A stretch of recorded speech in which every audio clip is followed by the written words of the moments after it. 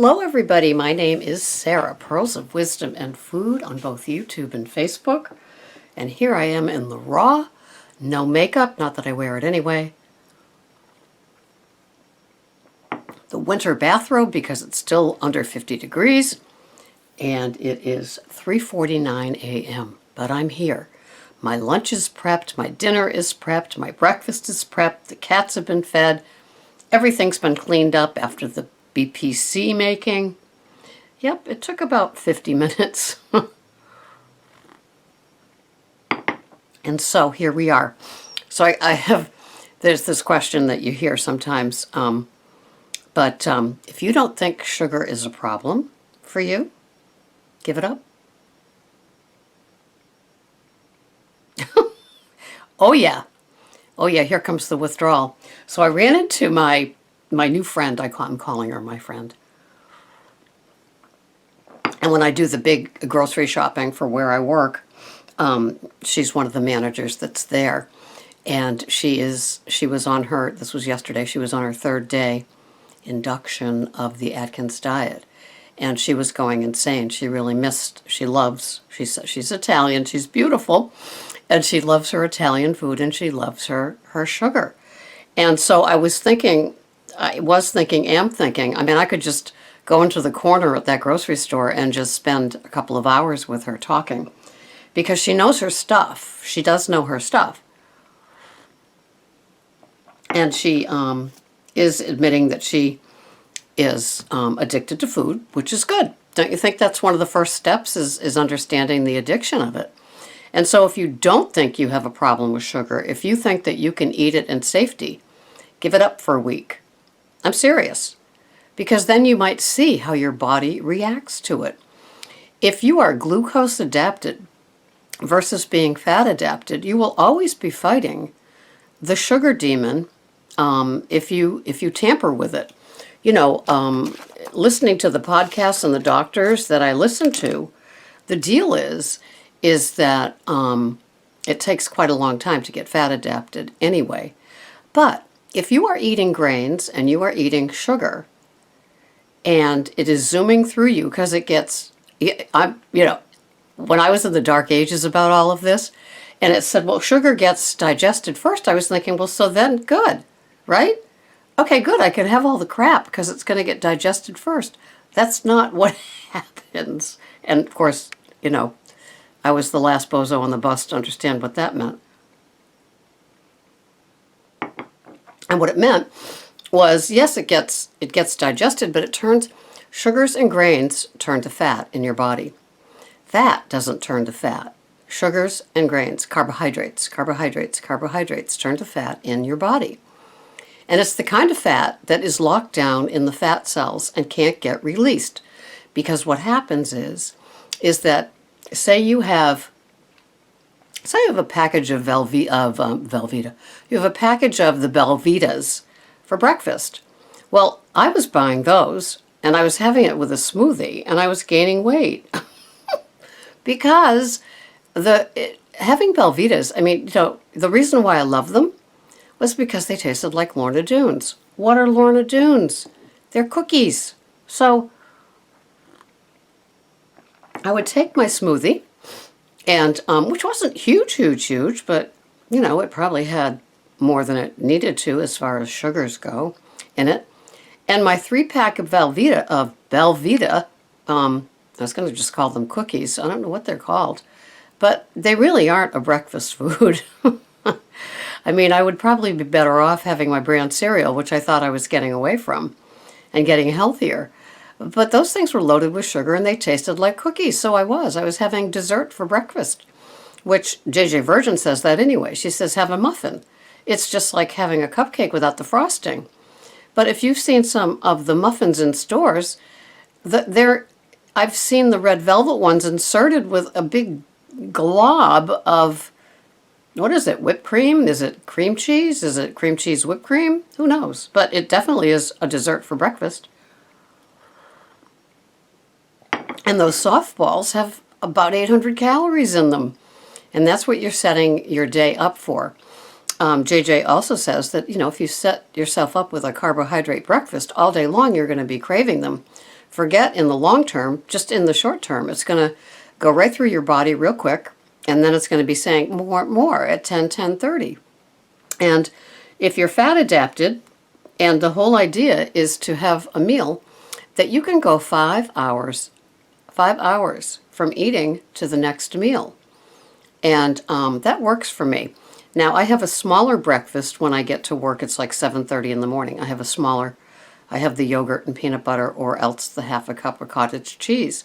And then about 2.5 hours later, I am having my substantial lunch that will have enough probably fat in it to carry me through to dinner time. And it works. I am now having 2 ounces of measured berries. And I was not measuring my berries before because that's the only fruit that I was having. Of course, after seeing what 2 ounces of berries looks like versus what I was having, I was probably having 7 or 8 times the 2 ounces. So I could have been having a pound of berries and thinking I was having 1 serving. So, and I thought, well, there's no sugar in this because it's my berry. It's my 1 fruit a day.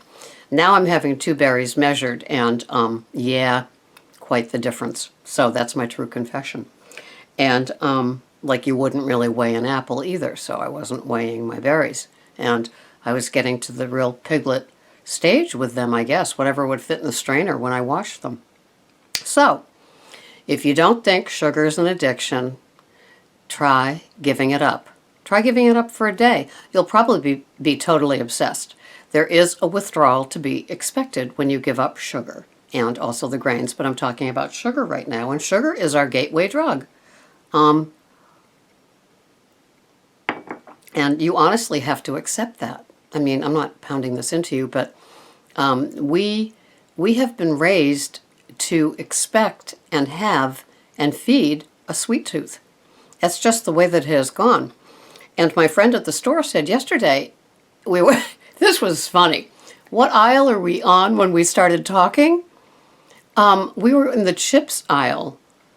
And so it is Walter, it's 2 long aisles of chips and Pringles and Funyuns and Doritos and all of that. I mean, only trumped by the next aisle, which is all 1 row of cookies and 1 row of crackers, which is trumped by the next aisle, 1 row of cereals. I mean, this is crazy. And she said, look around here. None of these foods were here 50 years ago. And I said, you're right. So I told you, she knows her stuff. It's just accepting and going through the withdrawal of sugar. It's a bear. It is a bear. Expect to be a bear. It is lighting up your brain worse than cocaine.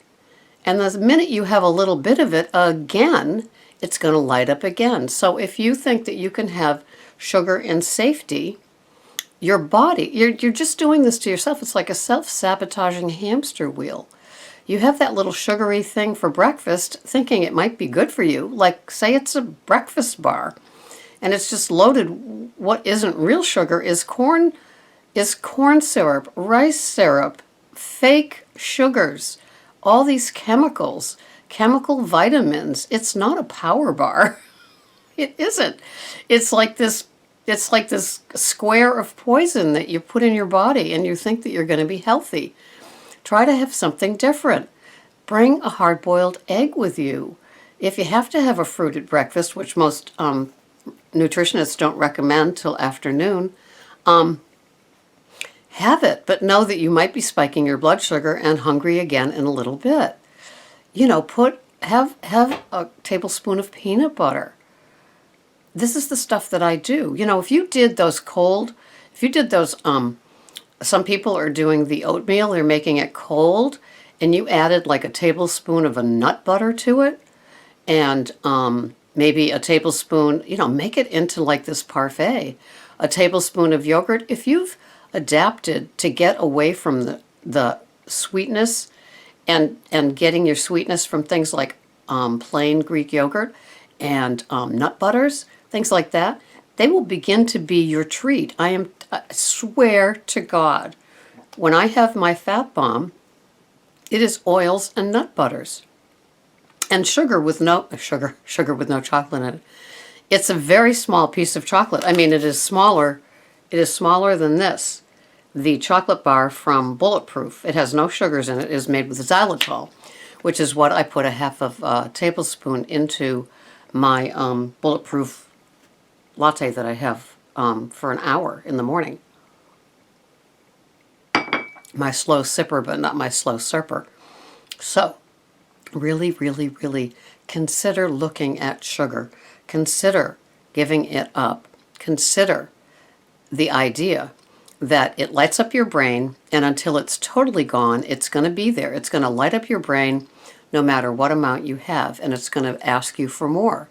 So if you have something with sugar in it for breakfast, and then an hour and a half later, your body's hungry for another sugar thing. It's the sugar thing. Your body isn't suddenly going to be craving a hard-boiled egg. If you have a couple of eggs for breakfast, maybe with a half ounce of cheese, maybe not. I don't know. I'm loving the cream cheese. Yesterday I had 2 scrambled eggs with cream cheese and Munster cheese. So Munster cheese is one of the creamiest cheeses when you melt it. And then you add a little cream cheese. It was divine. And does it carry me all the way through? You bet. I went shopping twice. We're talking lots and lots of lifting. And because I do the first load by myself, the first shopping trip with 2 stores by myself.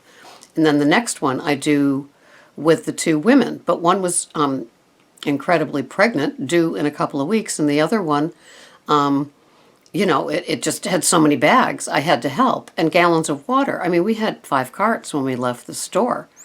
And so those eggs and 3 ounces of filet, leftover steak, carried me right straight through. And amazing. And I just can't tell you how being a fat adapted person can carry you for 5 hours. And I count the calories, I do the macros, but I still have what I want. It's not like intuitive eating, but I have what I know satisfies me.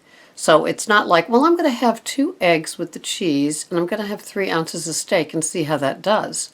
What I probably did was have it at one point and found that is the winning thing for me. And I have that at like 10:30, 11. And so I'm not hungry again all afternoon. I get home from work and I eat around 5:30. And that all works. And if you told me that that would work, because 12 to 5 is my window of hungry, mental hunger, bear time. And I think I'm hungry, but it's all right here. It's not my stomach saying I'm hungry. But that's because I have enough fats at lunchtime to carry me. And I am fat adapted. The sugar and grains will keep you mightily addicted. Your brain will be mightily addicted. And your second brain, your tummy, will be too. And when you have all those grains and the sugar, you've got the bad flora in your belly that wants to be fed, that never really quite has a chance to go away. And especially if you're eating frequently with the sugar, you're just loading your belly up with like the shovels of coal of not the good things. It just keeps the addiction just humming. It keeps your brain on like this, the pilot light is going.